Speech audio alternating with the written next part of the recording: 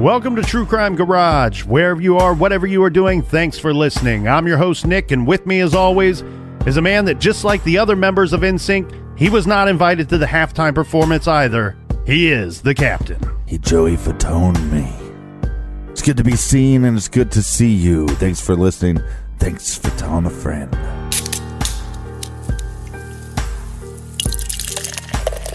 Today we are drinking War Elephant by the fine people over at Rushing Duck Brewing Company. Garage grade, 3 3/4 bottle caps out of 5. I got to try this for the first time this weekend, and it made my weekend great.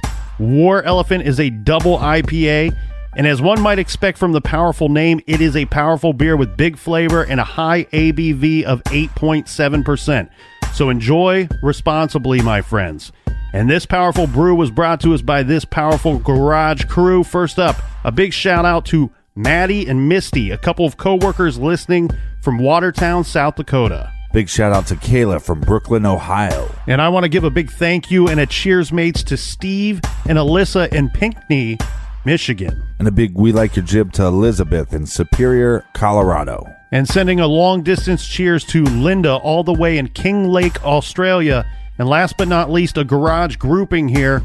We have Alina, Michael, and also their friend Mary Davis at Bennington College.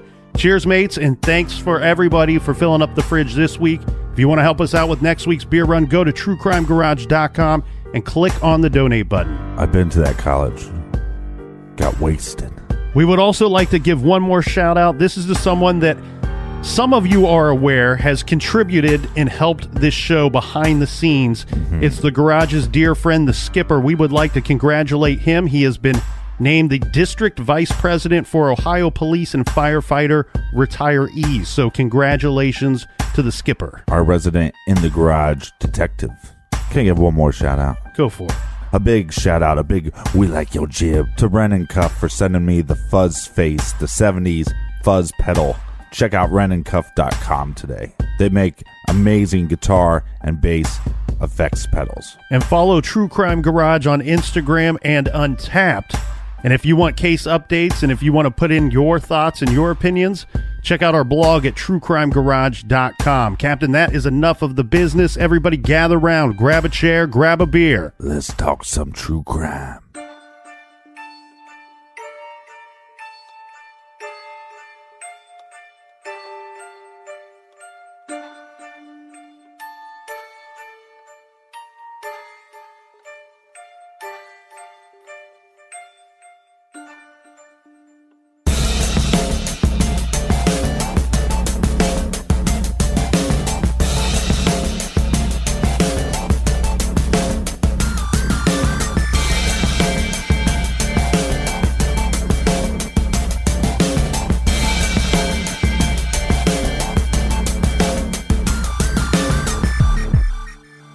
Monday, August 7th, 1972.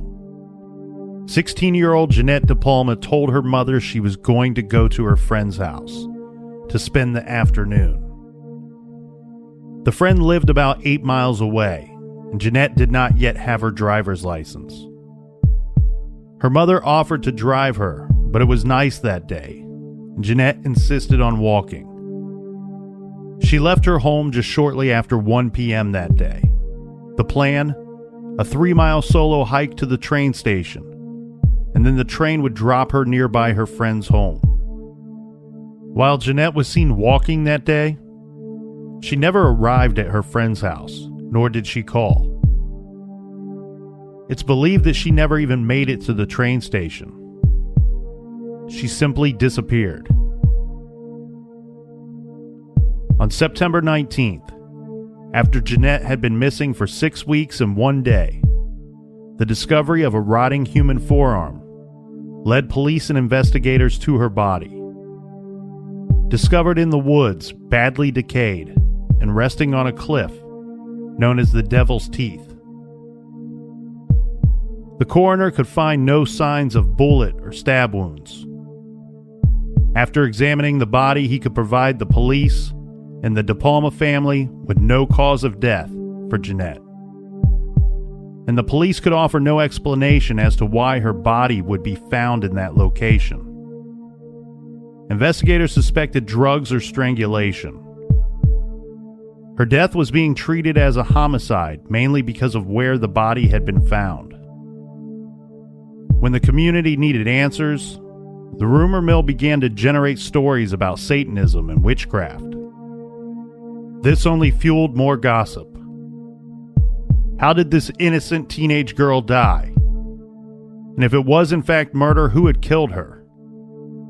And who knew about this? Was she killed by a stranger that saw her walking that day? Or was it a friend, or maybe a boy she knew? Or was it the mafia, or some kind of police cover-up?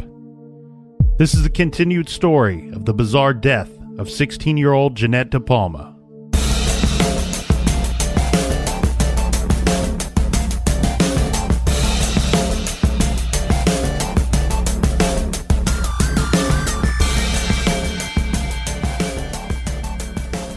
As everyone may remember from last week, after they found Jeanette's body, the police were quick to identify her. However, they could not offer anything conclusive as to how she had died or what the cause of death was.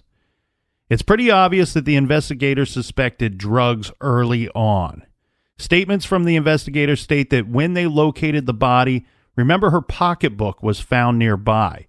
Obviously, you check the pockets of her pants and the pocketbook looking for identification, maybe a driver's license, school ID, or even a library card to tell you who this body may belong to. But the investigators were also checking and looking for drugs on her person or in that pocketbook, or even evidence of possible drug use. They suspected either a suicide or possible accidental overdose from drugs. They found no drugs and no evidence of drug use either. They also didn't locate any forms of identification on her. Putting a name to the body came later by the way of her dentist comparing x-rays and her dental history. More importantly, they would test the body for drugs. These tests provided no answers, only more questions, as there were no trace of drugs found in the body. They did, however, find a high level of lead came back in these tests. So possible lead poisoning, but I don't think that would explain why her body was found in the woods on top of a cliff. Also, the amount of lead detected from these tests shows a level that, while it is quite high, it is not a level that is high enough to where you would commonly see death occur. So what does this all mean? Well, it certainly clears up one or two of the what seems to be very likely possibilities when you look at this case from afar. That being, she didn't use drugs to kill herself. Right. And she didn't overdose on anything. Yeah, at some party. Correct. So that might put to an end the possibility of her showing up at the Blattis house, dying from something, drinking too much or doing drugs and something happening to her. So it couldn't have been an overdose. Now, while we cannot fully determine if she was or not at the Blattis home that day, this kind of clears that up, in my opinion. Well, it wouldn't be uncommon to find a body that's been on a ground that is a dumping ground for construction to have traces of lead, because if they're dumping construction items, they're dumping paint, which would have lead in it in 1972. Yeah, and you bring up a very good point, because we have to keep in mind that her body had been resting there for weeks before she was found. And remember, we said that her body had sunk into the ground to the point that later a girl that knew her and had visited the site just days after they removed Jeanette's body from the Devil's Teeth. Right. She's there. She's saying that she could still see the outline or the impression that the body had made in the ground. And Jeanette's body was badly decayed, so bad to the point that some have said portions of her body and the clothing had become one. Could portions of the body and the ground have done the same, or did elements hiding in or making up the ground below her seep into the body through osmosis or, leaving high traces of lead later found in the body. Through osmosis. Here's the thing, though, that I don't think that they did, Captain, and you're exactly right. I wonder, did they take soil samples of the area? It doesn't appear that they did. We can't find any record of that. Right. But it's a dumping ground for construction. And if you ask the people that are dumping stuff, what did you dump? And they said, well, we used this paint, which has lead in it, and we dumped it into the soil. And then this body is found inches within the soil. What is it going to absorb? Mm-hmm. That paint. And what is that paint going to have in it? Lead. So it's pretty easy, I think, to explain. Yeah. I think they could have gone the extra mile and actually went back to the scene and maybe taken a soil sample. Yeah. Couldn't have hurt the investigation in any direction at all. But let's move you on, because I think those are all reasonable explanations why these high traces of lead were found in her body. I want to move on to a possible suspect here, Captain. And this takes place about a month or so after Jeanette's body was found. Now, please keep in mind, by this time, two things had already occurred in this case. Yeah, the rumor mill was turning out witchcraft stories. And the second thing, Captain, is that the stories coming out in the newspaper were starting to taper off. So less information either coming out or being presented, however you choose to look at it. This is when a young dude, this is 21-year-old Terry Raquel, he goes to the police department and he tells them there is something they should know about where Jeanette's body was found. He tells them that where she was found is right by where someone lives. Terry told the detective about a homeless man that made part of the woods that is fairly close to where the body was found. Well, this homeless man, he made it his home. He was staying there. Technically, he wasn't homeless. Right. Yeah, I guess that's a contradiction, right? Yeah. This patch of woods is the home to this homeless man. What's this guy's name? You know what, Captain? You mentioned something that you said, well, he's not really homeless. That makes me think of an old George Carlin bit who I miss dearly. Mm-hmm. When he was good friends. Yeah, very good friends. Mm-hmm. We used to go picnicking in the park. And he said that George Carlin said that there are no such thing as homeless people because home is a state of mind. What they are is houseless. Right. So in good memory of my good picnicking friend George Carlin, I will refer to this guy as houseless. Right. So this young man tells the police that some of the locals refer to this houseless man as Red, that he has a shanty or a lean-to or something that he's fabricated in the woods out here. And he says that the man is called Red because of his long red hair and beard. He's got a wild beard, not kind of a hippie looking guy. Yeah, there you go. And this guy does work, though. He works, I don't know how much, but according to the book that we've referenced a few times, The Death at the Devil's Teeth, he works several days a week at a local golf course. Caddy, jock, looper, Well, so he's a caddy, and he's working there for cash tips.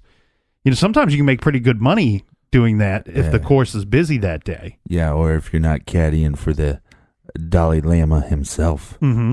This guy, Red, seemed to be pretty resourceful as well. We had said and mentioned that he had fashioned himself some type of dwelling there in the woods. Well, he would sleep, and he would also cook meals out there. And I don't think anyone really reported anything on this guy other than that he lived in the woods and he caddied at the golf course in town. He's referenced in several different accounts of the investigation into Jeanette's murder, but it looks like other than the caddy thing, nothing else is really known of this guy. Now, the suspicion falls because of the proximity from his dwelling and where the body was found. To further the suspicion, it sounds like this guy, Red, like he may have took off and left. Yeah. Which is a tricky thing because when I think of houseless people, I typically jump to the thought and conclusion that they're nomadic, moves around based off of need or Right. But I guess, each is their own. So maybe that doesn't work with everybody. But well, let's get into this point, right? Because this is a big point of speculation. Yeah. As we have this guy that's living in the woods, that's where she's found. A lot of people think that maybe she was traveling or something and that she went into these woods for whatever reason, and then he attacked her there. Like she stumbled upon him at night, right? Yeah, there's a few different theories regarding that. But one thing I want to clear up right here before we get into this too much, Captain, is okay, so I have some experience with this, and I'm sure lots of people out there do as well, but back when I was doing property management, there was plenty of times that I would have to chase off a guy from time to time that was clearly just squatting in a place that he found for a night or two. And there's a big difference here. Everything that we hear from the police regarding this red guy, he seems to have been living there. It wasn't like he just found a place that he liked and he was going to stay for a few nights or a couple weeks. This seemed to be a setup that he had arranged, and he was planning to stay there for quite some time. The rumor being is that he would show up in town, stay at this place that he had set up in the woods, and he would stay there through the course of the golf season, right. And then he would kind of disappear during the colder months, and then he would pop up again, and he would stay in the same place. Yeah, and he did this for multiple years. So before we get into this, I just want to clear up that, people are going to suggest, well, maybe he was just staying there for a couple nights. That's not the case here. The thing is how suspicious is it that this guy took off? Because you got to wonder, did he take off? There's several rumors that either A, he took off shortly after Jeanette was murdered. This would be in August of 72. B, he took off shortly after her body was found, which would be in September of 72. Now, you have maybe another possibility that it was shortly after her body was found, but once this report was given to the police, this is in October of 72. They went out there in the woods looking for Red. Right. They found all of his stuff. We don't know if it's all of his stuff, but they found some of his things there. And they saw what they suggested was evidence that he might have left in a hurry, like that there was food that he had prepared and just kind of left it there, that he didn't come back and collect any of these items. It seems to me like he might. I don't know his setup. That's hard to gauge here, because if he's the kind of guy that he's just going to leave these items behind, and whatever happens to be left over when he gets back there the following year, he makes use of. Well, what makes the most sense is let's go to the golf course and let's say, hey, let's try to figure out when's the last time that Red worked. The problem with this, though, was that the caddies are quote-unquote subcontractors, so they don't have like a technical work schedule. But I think if you interview the members of the golf course, you could get a better timeline, because nobody really knows the schedule, and it wouldn't be that crazy to think somebody living a nomadic life. I mean, he comes into town multiple times throughout multiple years, and then he goes off to work somewhere else. Mm-hmm. You don't know if he left a week before or 2 weeks before. Right. So they should have asked the members of the golf course to try to get a smaller timeline. Yeah, and what they did was they did go to the golf course. And like you said, he's a subcontractor or whatever you want to refer to it as. The golf course didn't know his real name either. They just referred to him as Red as well. He didn't work for the golf course. The way that I understand it to be is back then that these guys would just kind of show up randomly from time to time, and they would sit there and wait for a golfer to come up and say, "Hey, I need a caddy."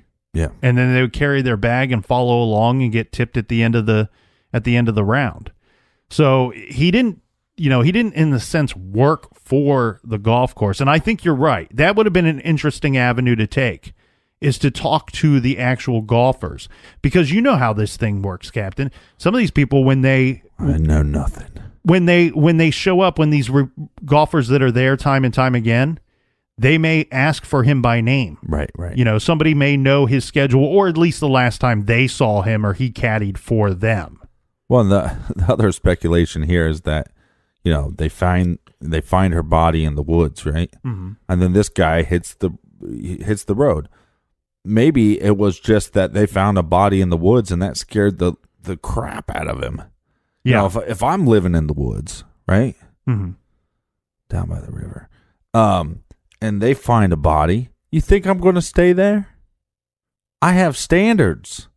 of where I live. When I'm living in the woods, I have standards, and I can't be living in woods that they found a body in. I love that because I think you and I share the same feeling on this, where you have the rumor that this guy left after having killed her, like left in August after having killed her. She's not found until September. You and I kind of lean towards the possibility that maybe he was living there till closer to the time that they had found her, or maybe even afterwards. Well, right. But they did track this guy down. Yeah. Yeah, they did. And this is what's weird. I don't know the particulars of how they tracked him down, but they did identify him, and they did eventually speak with him. So supposedly this guy, Red, must have checked out because either they have nothing on him, which could just be the case, or either through questioning or some other technique, they let him go after having cleared him. Several online reports of this case will say that the guy was cleared personally.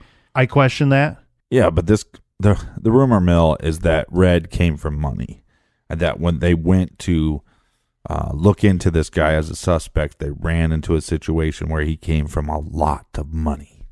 Filthy, stinking rich. And that is the reason why we have thoughts of there being a cover-up. That he was going to lawyer up and they decided they couldn't fight the good fight and defeat this guy in trial?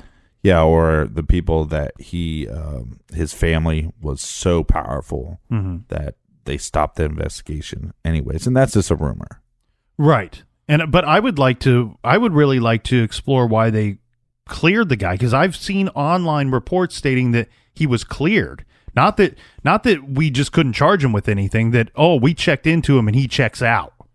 Yeah, but again, this is a weird time in history, 72. So the late 60s, 70s, you have a lot of people living in vans and traveling across the country and just, taking some time off to discover themselves. And this guy could have came for money and said, I'm just going to live off the land and I'm going to caddy during the day. And he could have went to visit some family or friends during this time where she went missing. Because, there's a 6-week gap. Right. No, and that's what I'm getting at, though. So if he supplies you with an alibi, the trouble that you run into here is, I'm guessing that if you cannot determine the cause of death, then determining the approximate time of death is way out of the question. Right. So unless in some type of interview he can sit down and say, hey, I was in Europe with Bill, Todd, Tammy, and Ethel backpacking through the hillside from August 3rd to the 30th. Right. I would question really any kind of alibi that you get from anybody on this. To me, the alibi would be kind of a non-factor here. Right. Like you said, I mean, the frustration with this case is, okay, this guy that seems like a plausible suspect, what is his alibi? My other thought would be back then, this is 1972, and this would be just a total guess. I've never seen any evidence of this, but my thought would be, think about 1972. They put a lot of faith in the old lie detector test back then. A lot of faith in the polygraph test back then.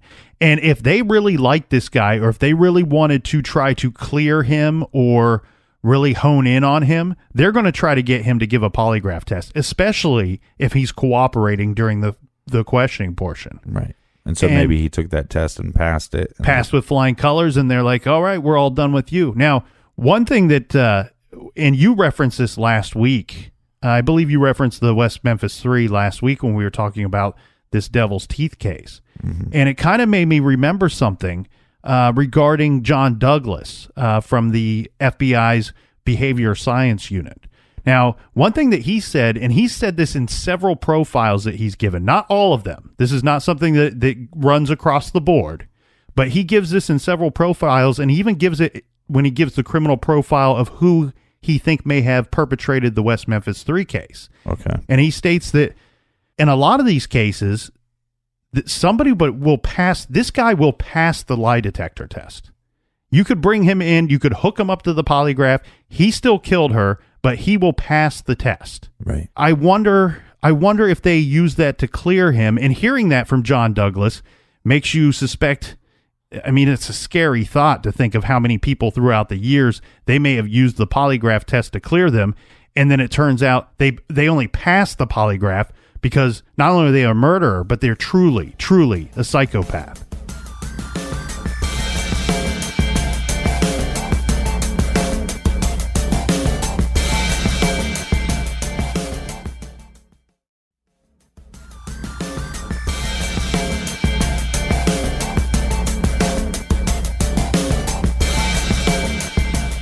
All right, cheers, me mateys.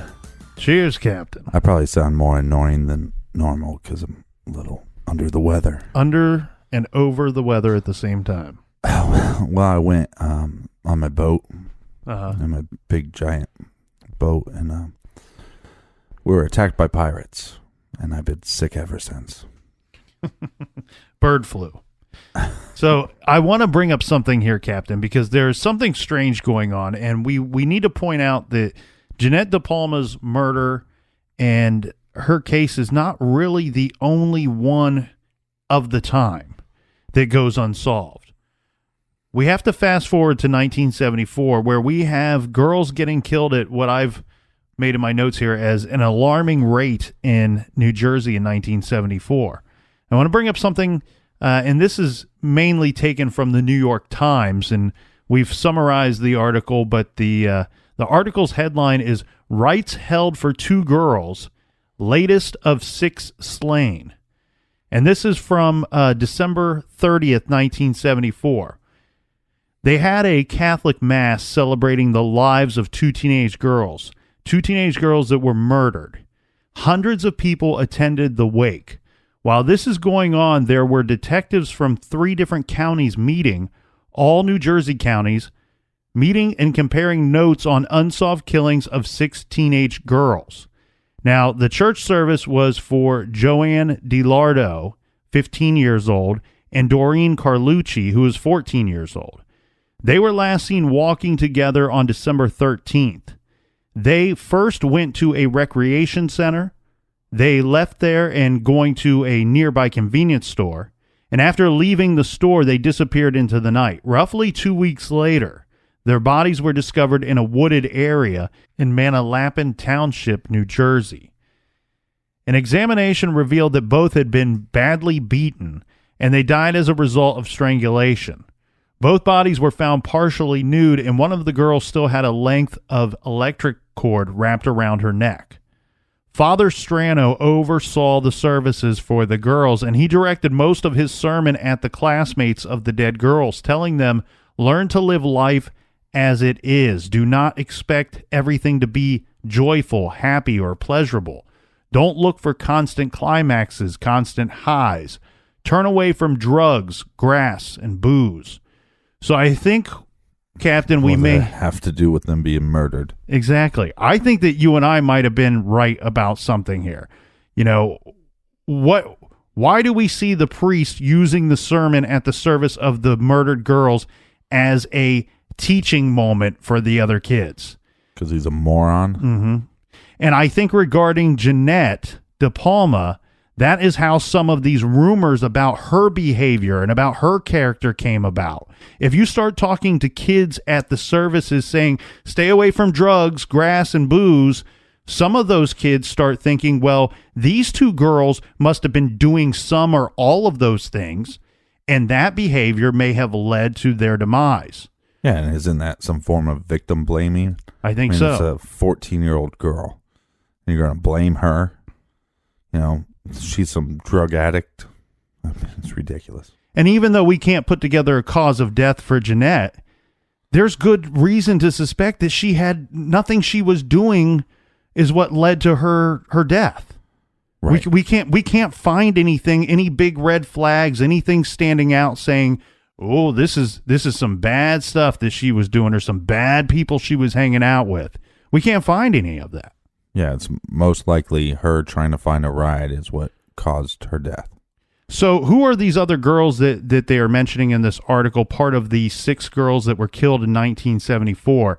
Well, here's 2 more of them. In separate incidents, first one in January of 74, and then in February of 74, we have Suzanne Garden, who was just 14 years old, and Cynthia Leslie, 18 years of age. Both were out Susan was out walking after leaving her home. And then Cynthia, who was out running errands.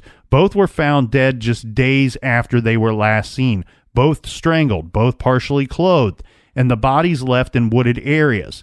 Now, neither of these girls had been sexually assaulted.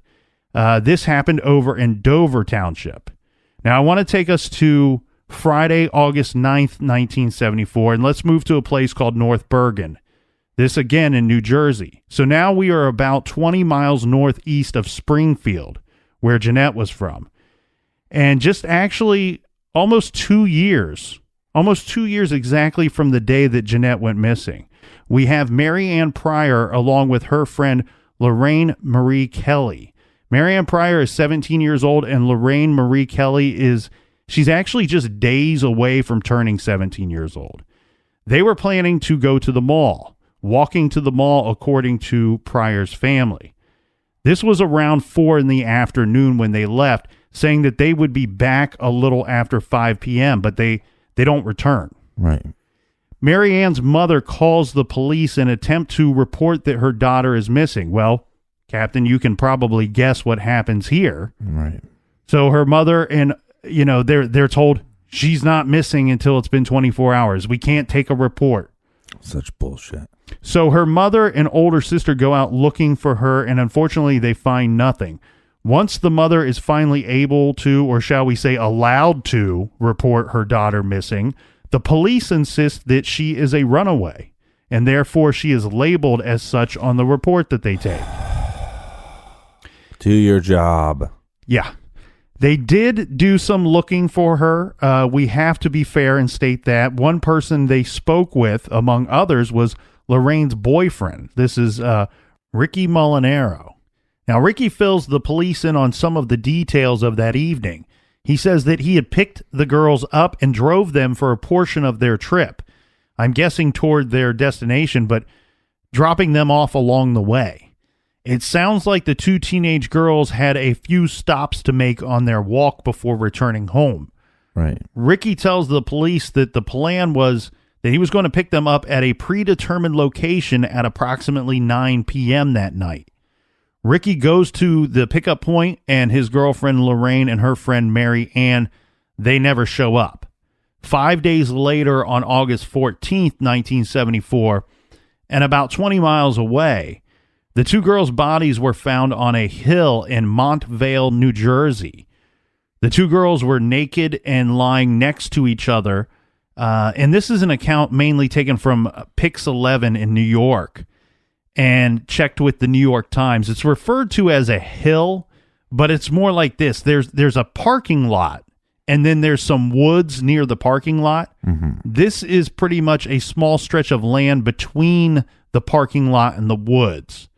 That's where the bodies were found. So what I picture is someone pulling into the lot, and a truck or a car pulling up and to a little land strip there and unloading these bodies and either carrying them or more likely dragging them one at a time from the vehicle and then laying or placing them between the lot and the woods. Mm-hmm. Just to give you a quick idea of what we are looking at, the Pix 11 headline, one of the articles mentioned says torture, rape, and murder of two North Bergen teens still a mystery.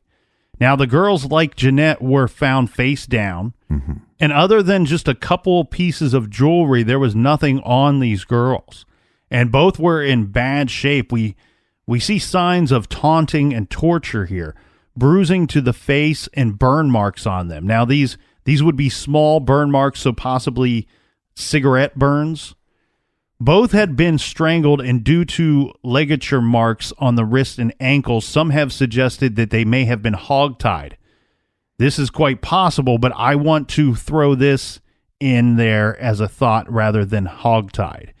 And I only mention this due to the time of death offered up later by the medical examiner. So keep in mind, the girls were missing for about 5 days. Well, the newspaper accounts says 5 days. They technically went missing in the evening, right? And they're not found until later. They're not found until a morning time. So it's more like 5.5 days if you want to be technical about it, right? Well, the medical examiner comes back with that they had been killed between 24 and maybe as long as 48 hours before they were found. I love these windows they give. Yeah, but they were killed within an hour to 4 days. Well, it can get very difficult to determine. It's not like on TV where they stick a little probe in somebody and they're like, this person was killed at 3:15. Right. But it doesn't necessarily mean that they were laying there the entire time, but they were just dead for 24 to 48 hours before being placed there. So now we have a window, right? A rather big window of 60 to maybe over 80 hours of missing time that the girls would have been alive but missing, probably held somewhere. So I offer up that maybe rather than hogtied, wrist to ankles, I suspect tied to something maybe more likely. The ligature marks tied before they were killed. Yeah, that they were held hostage somewhere. These two deaths are very different in the sense that we see signs of torture and both were assaulted sexually. Well, with Jeanette's death, I mean, we still don't have a cause of death, and that's going to be the big problem. So are these connected? I mean, I think, one, you have women of roughly the same age, so that connects them. Mm-hmm. Also, they're, traveling by foot, so that connects them. Are these connected? I don't know if there's any way of us knowing because we don't have, to me, these would be in a line and that maybe Jeanette was one of the first victims.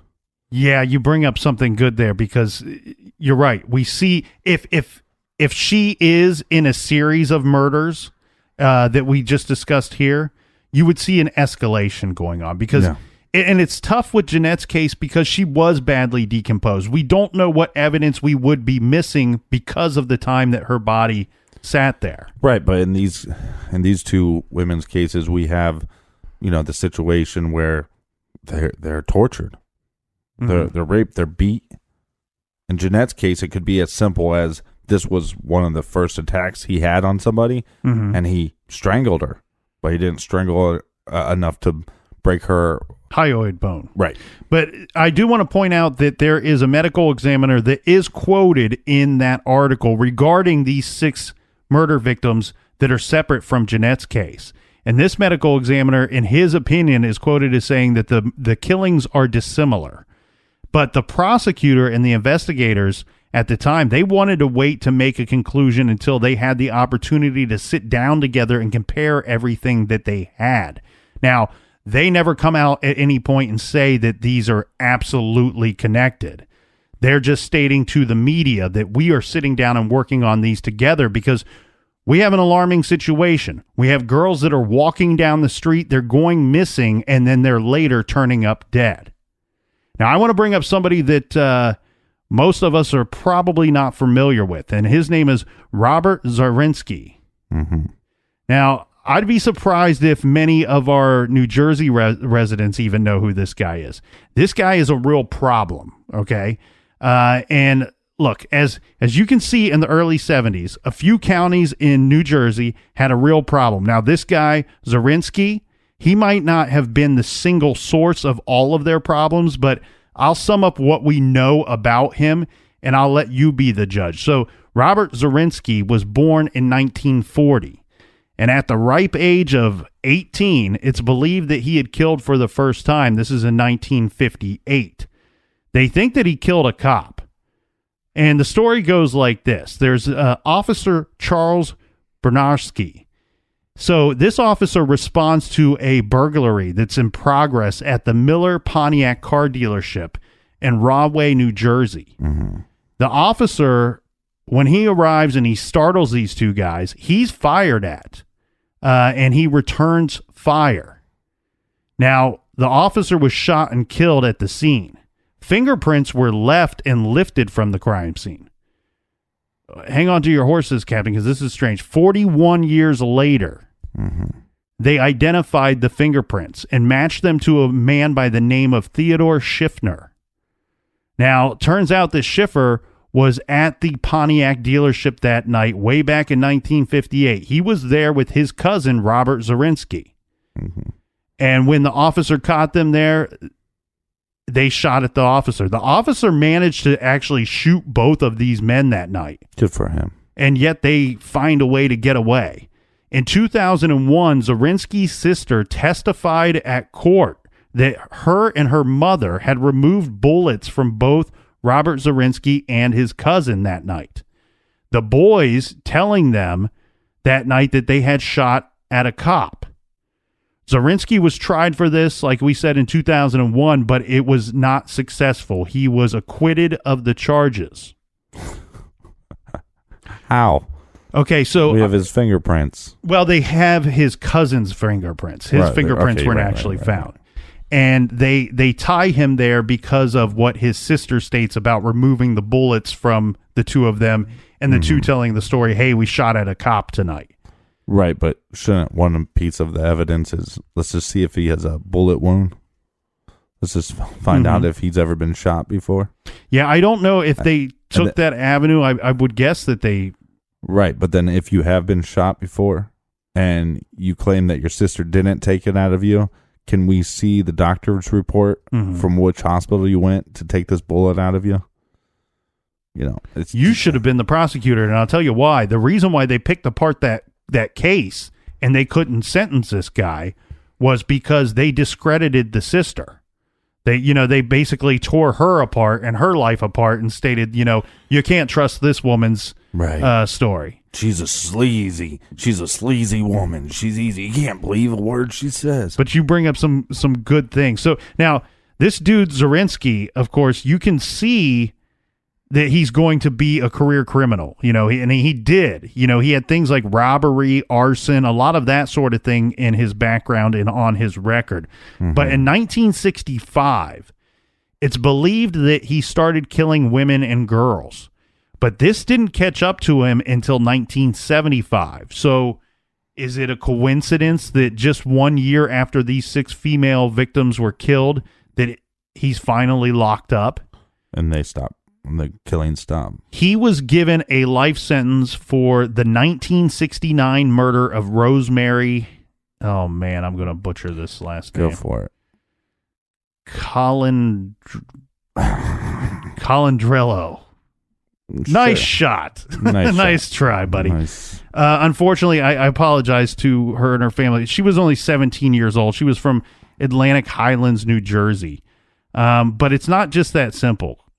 Because Zarinsky was indicted for the 1968 murder of Jane Durer, just 13 years old. But this wasn't until 2008. Now, he ends up dying in prison before the trial could start. And then, even crazier, after his death, this didn't take place until 2016, DNA evidence connected him to the 1965 murder of Mara Klinsky, who was 18 years old. He was also a prime suspect in 4 other murders of young women and teenage girls from the years 1969 to 1974. And this includes the murders of 2 that we discussed here, this Doreen Carlucci and Joanne DeLardo. These were the 2 that were walking together to the mall. Right. It looks to me, Captain, like if I had to pick somebody just based off of previous crimes, other activity that we know they were up to, and being in the area at the time, I think that he probably killed these 2 girls. I'm not convinced that he killed the other 4.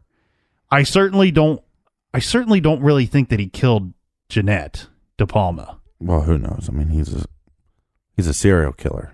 But and so it's not out of the realm of possibility. Right, and he certainly belongs on the suspect list, certainly for those that include a serial killer theory or an unknown serial killer theory when discussing Jeanette's death. He's definitely also on the list of pieces of shit. That he is, Captain. I suspect that had Robert killed Jeanette, that there would have been signs of the cause of death. There would have been some marks, some indication that she might have been tortured before being killed.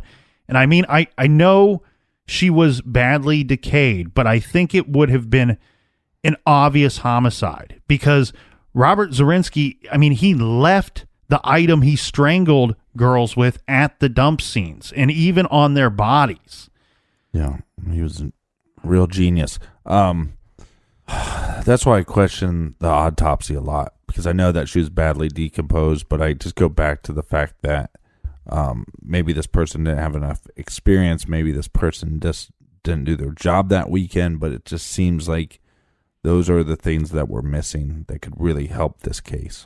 And I think you may have hit the nail on the head there, Captain. I mean, it smells a little foamy, you know? Well, but you're talking about, I think you're right that the person may not have had the right experience. Mm-hmm. And the reason why that comes to mind is because the 6 weeks between the time that she went missing and then the body being found. I think that a lot was left from there. A lot was lost over that portion of time, and that somebody with lesser experience didn't know what to look for or didn't know who to go to ask the appropriate questions. And I don't have the person's name here in front of me, the acting coroner or medical examiner or whatever you want to call them at the time. What I do know is that the person was an appointed. It was similar to the Fahmy Malik situation where it was somebody that was appointed the position. It wasn't a position that they applied for and sat in front of medical boards and earned the position. It was an appointed position. It was a practicing physician. The person was a doctor that held that position, but not a trained, from what I could find, not a trained pathologist. So you might be onto something there. We could be missing the cause of death simply because this person giving the examination may not have had the proper amount of experience. Mm-hmm. Now, I do want to kind of move towards a high note, and maybe I should be bigger than this, but I'm not. So I'm happy to report that the guy that we were just talking about, Robert Zarinsky, is under dirt. Like we had said, he had passed away. He's under dirt where he belongs. He died late in 2008 in prison. He had pulmonary fibrosis. This is a disease that makes it increasingly difficult to breathe. So, like I said, I'm not bigger. I wish I was bigger than this, but I'm not. I hope it was hell for him at the end. This is a guy that... Well, he's killing people by strangulation, right? Yeah. So, I mean, the universe, karma sometimes is a bitch that chokes you really slowly for a long time. Well, and maybe fitting in a way that was how he passed away. But, serves him right. That son of a we bitch. bring him up because he's a lesser known likely serial killer. And there is that theory of an unknown serial killer having worked the area. Maybe Jeanette's part of that series. Maybe she was not a victim in that series. One thing that I would encourage people to do is I think that Zarinsky could be a likely suspect for a victim that's named Joan Kramer. And now she's not somebody that we've discussed here. And some people have been led to believe, or some people believe that there's a possibility that Joan Kramer's death is in fact connected to Jeanette's in some way. Right. And we've not discussed that death here, but I would encourage people to check that out in the book that we keep bringing up, The Death on the Devil's Teeth. Hopefully we get a talk with Jesse tomorrow. Yes, and the thing here is, though, Captain, I do want to kind of wrap a few things up. As we've gone through all these different theories and all the thoughts and rumors that were out there regarding Jeannette DePalma and what could have happened to her. We've talked, we spent the last half hour talking about this possible unknown serial killer idea. We talked about what happened to the man that I brought up, Robert Zarinsky. Mm-hmm. What we failed to mention here is some of the other theories that we've discussed. And one of those being that one of the Blattis brothers had disposed of Jeanette's body, that something happened to her at that so-called party that night, and one of the Blattis brothers left her there in the woods. Right. Now, I do want to clear up one thing. We kind of put the kibosh on that because we're stating, there were no drugs found in her system. Right. And second of all, so why would you dump a body that somebody OD'd? But again, if the person doesn't know how to do their job and do the autopsy right, maybe they don't know.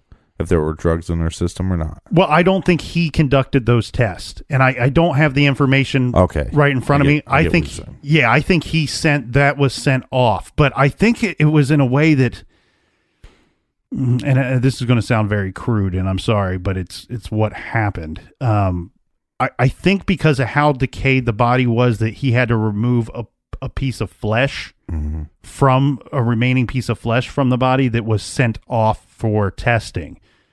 Now, I don't have, I'm not a doctor. I don't play one on TV. I don't pretend to be a doctor. But I do want to point this out. From my limited knowledge on how this stuff works, it's my understanding that the manner that they perform that test by cutting off a piece of the flesh and sending it off is not the preferred way that they would like to conduct the test. Right, so the test could be inconclusive. It could be wrong. But there is some speculation and rumors and some loose evidence to prove that she left that house. Mm-hmm. So that would kind of... Well, there's a couple people that said that that's what they believe, that they heard from other people. These are all people of the same age that go to the same school saying, hey, I heard from so-and-so that she showed up there that night, that she showed up there that evening. Now, there are a few police officers out there, and we referenced them last week, stating that, regarding the Blattis brother theory is, well, I wouldn't work the Jeannette DePalma case because I'm 90% sure that this Blattis brother, and I'm going to refrain from using his first name, had something to do with this, that left her body in the woods, and he died. He's passed away, and it was in the late 80s or early 90s. And so, therefore... What did he die of? Drug overdose? I don't know. All I know is that because if he did, then there's a little more weight to that story. All I know is that he's passed away, and they're stating, look, the guy we believe that did this or that had something to do with this is dead and gone. So there's no point in investigating that theory any further. We've talked about the houseless man, Red, that theory. He did, we questioned how they cleared him. He has passed away as well. They found him in the woods, in another dwelling that he had put together. And I believe this would have been about 12 or 15 years after the Jeannette DePalma case. He was still soul searching. He was still doing his thing in the woods there, in a different part of New Jersey, and he was found, and I believe it was ruled an accidental death. And the List case that we covered, what was the conclusion of that for the listeners that were probably wondering? Oh, yeah. So John List, after having killed his mother, wife, and children in 1971, he was on the run for 17 and a half years. Jesus. During that time, he had relocated a couple of times, moving to Michigan, then to Colorado, and on to Virginia, where he was apprehended and living under the alias of Robert Peter Clark, going by... Robert Peter Clark, 3 first names. Yeah, I didn't pick up on that. He did go by Bob for short. No, that's very clever. Bob Clark. During this time on the run, he had married again. He was arrested in June of 1989 in Richmond, Virginia. And I'll give a brief story of this because it's quite lengthy actually. But this is one of my favorite kind of old true crime stories that I'm very fond of. It's a story that I read many years ago, and some of you might be familiar with this, but for those of you that are not, John List was actually apprehended in large part to the America's Most Wanted TV show. They had presented his case at least one time, multiple times, I believe, and to the point where they made a bust of what John List would probably look like in 1989. Mm-hmm. Now, one of his neighbors, a person that had lived with him... Yeah, I remember this episode. Yeah, somebody that had lived near him in Colorado called America's Most Wanted and said, look, I know this dude. He looks exactly like him. He's a weird guy.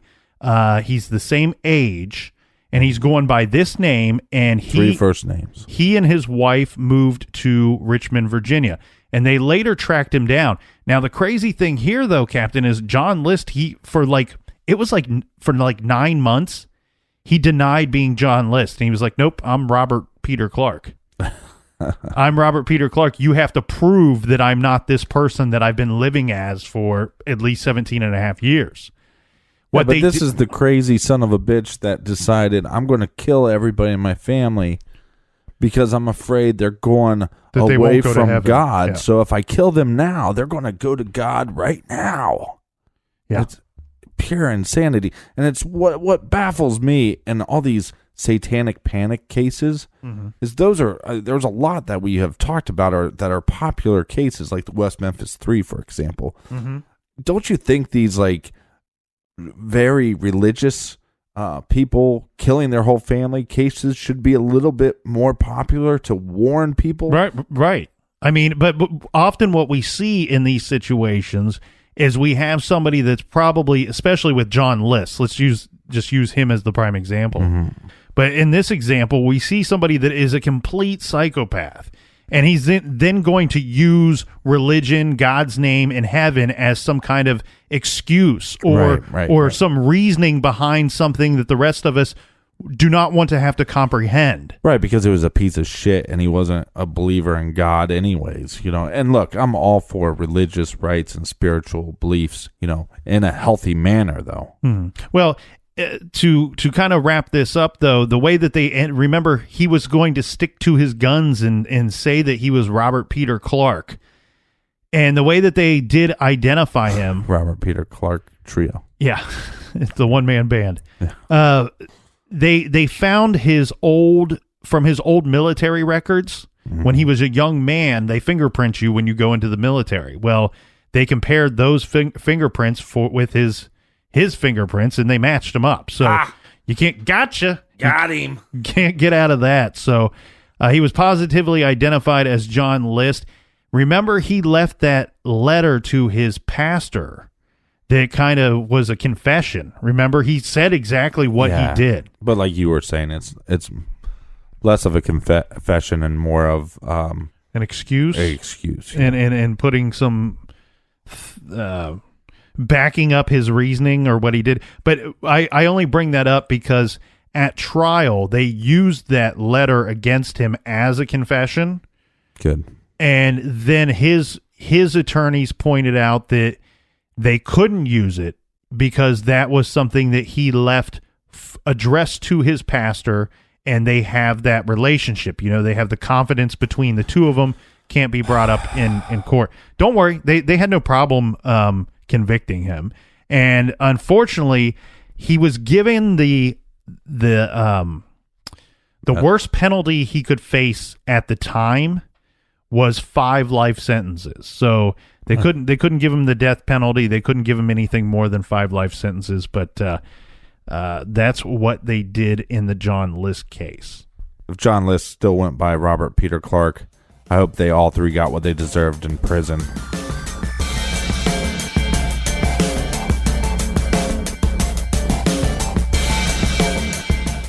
All right, until next time, be good, be kind, and don't litter.